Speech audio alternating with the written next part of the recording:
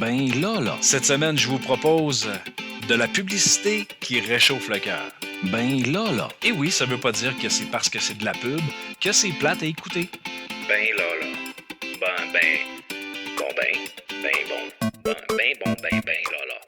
Et oui, pour ce 14e épisode, j'ai décidé de vous parler de publicité.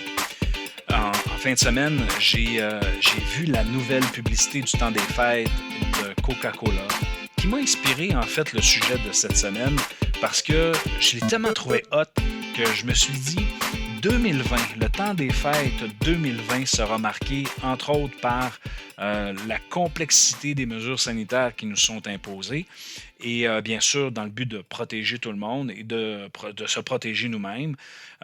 Alors, je me suis dit, pourquoi pas parler de pub? Et j'en ai déjà parlé là, dans la saison numéro 1 de publicité, mais là, j'ai 4 exemples à vous présenter et sur lesquels on est capable de se baser pour être capable de comprendre un peu qu'est-ce que je veux dire par la publicité, ça peut être réconfortant. La publicité, ça peut être tripant. La publicité peut nous amener ailleurs. Et c'est là qu'on voit une différence entre les publicités, par exemple, des grandes entreprises et la publicité qui nous est présentée localement ou la publicité qui est présentée sur les réseaux sociaux. Pourquoi je parle de publicité sur les réseaux sociaux?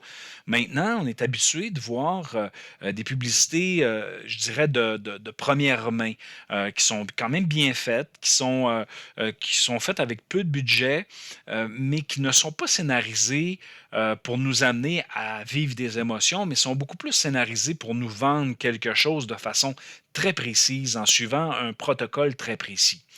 Donc, je me suis dit, regardons les grandes entreprises, regardons les grandes marques, qu'est-ce qu'ils peuvent nous offrir. D'ailleurs, pour chacune des publicités que je vous présente, j'ai mis en lien des liens YouTube afin que vous puissiez aller les visionner et vous pourrez vous faire votre propre opinion après le visionnement de chacune d'elles.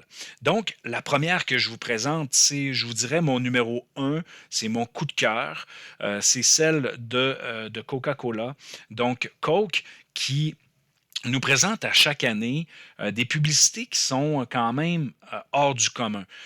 Il nous présente souvent des publicités en lien avec le fameux ours polaire, avec la blancheur de cet ours et avec sa magnificence. On veut comme se coller à l'intérieur. Mais cette fois-ci, Coke nous a présenté un concept de pub, je dirais, assez avant-gardiste et d'ailleurs qui est décliné sous une version 2 minutes 30 sur le web. Et bien sûr, vous comprendrez qu'à la télé, souvent, on va utiliser du 30 secondes, mais des fois, on va se rendre à 60 secondes pour, pour présenter notre propos. Et dans ce cas-ci, l'avantage, par exemple, de faire un 30 secondes à la télé et de la décliner avec un 2 minutes 30, ça nous permet, dans le fond, d'en exprimer plus. Et bien sûr, ce qui nous présente à la télé, souvent, c'est un condensé de ces grands concepts-là de 2 minutes 30. Alors, je vous le résume ainsi. C'est simple, c'est c'est un homme qui part de la maison travailler en haute mer sur une plateforme, je pense, pétrolière, de ce que j'ai compris. Et à son départ, sa jeune fille lui donne une lettre à remettre au Père Noël. Et là, je pense que ça doit possiblement quelques jours plus tard, l'homme est assis en train de manger son lunch et il s'aperçoit que la lettre est dans le fond de sa boîte à lunch. Et là, l'histoire commence. Il repère un bateau au loin, prend un radeau de sauvetage pour se rendre à ce bateau-là, pour être capable d'aller porter finalement la lettre au Père Noël. Et là, on le voit faire en fait, l'impossible pour être capable de se rendre, dans le fond, à la maison du Père Noël. Et finalement, il arrive à la maison du Père Noël. Il remet, en fait, et là, il arrive bien sûr avec devant une affiche qui dit fermé pour le temps des fêtes. Et là, tout d'un coup, on voit un camion, un semi-remorque de Coca-Cola qui arrive. Et là, bien sûr, c'est Coke qui est dessus et là, qui le ramène à la maison. Alors, il retourne à la maison et il arrive à la maison. Et dans le fond, il voit sa fille, puis juste avant, il avait ouvert la lettre. Et là, dans le fond, dans la lettre, c'était marqué, dans le fond, la jeune fille demandait au Père Noël, pouvez-vous me ramener mon père pour le temps des fêtes? Et là, c'est vraiment un moment très touchant. Et d'ailleurs, on voit le Père Noël qui est lui-même le conducteur du semi-remorque. C'est vraiment touchant, c'est vraiment intéressant. Et ça vient chercher nos cordes sensibles, ça vient chercher nos émotions actuellement, qui sont peut-être un peu plus fébriles en ce mois de novembre en préparant le temps des fêtes. Donc, félicitations à Coke. Je pense que non seulement ils ont été en mesure de présenter leur marque de façon intéressante, ils ont su jouer avec les cordes sensibles. Donc, j'espère que si vous avez été touché par cette publicité-là, écoutez, envoyez-moi un petit message sur ma page Facebook de Ben Lala pour qu'on puisse en discuter. Donc, c'est le premier concept que je vous présentais. Le deuxième, c'est lui de Walmart. Et Walmart présente une publicité aussi intéressante qui met en vedette le petit ourson Teddy, qui, dans le fond, se réveille dans une nuit dans le temps que le magasin est terminé. Et là, fait un appel à l'esprit du temps des fêtes et demande, dans le fond, à tout le monde, à tous les jouets. Et là, il commence à parler dans le micro de la grande surface et se met à leur parler de façon intéressante, de façon inspirante. Et là, ben, dans le fond, en souhaitant qu'on puisse passer un temps des fêtes avec un esprit très intéressant. Cette publicité-là, à mon avis, elle est également touchante. Quoique, puis en passant sur le plan de la réalisation, c'est vraiment super intéressant. On est ailleurs parce que là, on utilise justement des figurines, on utilise des jouets, on utilise des. Tu sais, veux pas l'ourson Teddy, c'est quand même un icône. Alors, on le réinvestit pour nous faire vivre un bon temps des fêtes. En passant, c'est du bonbon comme publicité. Une autre publicité qui est, à mon avis, une publicité coup de cœur, c'est celle, dans le fond, de Nutella et qui nous présente, dans le fond, une version, je dirais, assez touchante. En fait, ils utilisent une trame, Give a Little Bit, de Roger Hudson. Et puis écoutez, c'est super, on embarque là-dedans. Et là, dans le fond, le concept de la pub, c'est qu'on voit un jeune qui se lève et que là, c'est comme l'effervescence de Noël. Et on voit, dans le fond, dans l'évolution, dans la préparation, tout ça, l'utilisation du pot de Nutella pour faire soit des recettes, soit, en fait, pour la préparation du temps des fêtes. Et on voit le jeune qui récupère le fameux pot de Nutella et qu'il l'utilise finalement pour préparer des cadeaux. Et la journée de Noël, il a fait des inscriptions sur les pots qu'il a donnés à ses parents, à sa famille. Encore là, c'est super touchant, super intéressant.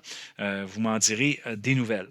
Finalement, la publicité qui va conclure, dans le fond, un peu ces commentaires-là sur les pubs, c'est la publicité de Disney qui nous présente Mickey, entre autres. Et c'est un peu un concept d'évolution dans le temps. C'est-à-dire qu'on voit une jeune fille dans les années 40 qui reçoit en cadeau la poupée Mickey. Et là, on voit une évolution en 2005. On voit une évolution dans le temps, et ainsi de suite, jusqu'à ce que finalement, la personne qui a reçu la poupée, dans le fond, soit une personne âgée.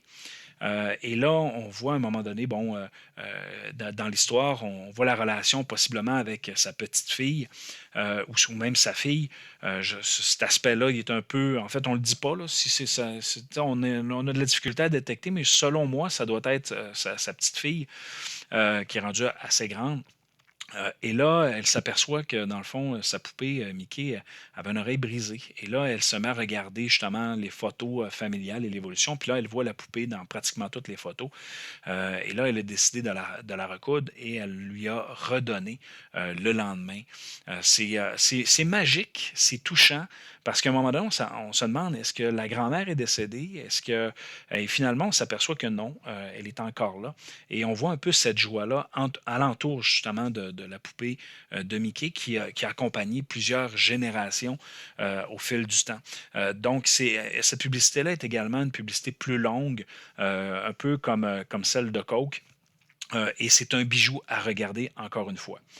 En résumé, là, je vous ai présenté, dans le fond, 4 publicités et je ne vous ai pas préparé un top 4 ou un top 5 parce que je me réserve dans ma série, en fait, je vous donne un petit scoop, je me réserve justement une émission dédiée à la publicité du temps des fêtes. Ça va être comme être mon top 10 de publicité et bien sûr, je le ferai de façon intéressante. Possiblement que vous allez réentendre parler de ces publicités-là dans mon top. Pour l'instant, ce sont celles qui m'ont marqué, mais je trouvais ça intéressant qu'on puisse en parler ensemble. En passant, je terminerai avec ça. Il y a un élément que je ne vous ai pas mentionné concernant le Coke. Je ne sais pas si vous le savez, mais le Père Noël moderne que l'on connaît, avec le fameux rouge étincelant comme on le voit, eh bien, c'est à cause de Coca-Cola parce que c'est l'entreprise qui a poussé, qui a fait de la publicité avec le Père Noël rouge et qui nous l'a comme inculqué dans nos mœurs. C'est un peu un exemple, dans le fond, je dirais, d'impact de publicité sur une société, d'où l'importance de bien faire cette publicité-là parce qu'elle peut avoir une influence non seulement dans la consommation, mais aussi dans notre perception face, comme là on parle d'une perception face à Noël, on présente le fameux Père Noël rouge avec la barbe blanche et ça souvent quand on est jeune et qu'on voit ce genre de Père Noël-là qui a été poussé justement par une entreprise comme ça, qui nous l'a présenté. D'ailleurs, dans chacune des publicités de Coke, lorsqu'il nous présente le fameux Père Noël rouge, ça nous marque, ça, je peux vous le garantir. Donc, c'est sur cette conclusion que je termine ce 14e épisode de Ben Lala. La semaine prochaine, ça va être notre dernier épisode de la série. Donc, j'espère que jusqu'à maintenant, vous avez apprécié. Et sur ce, je vous souhaite un bon week-end et une bonne semaine.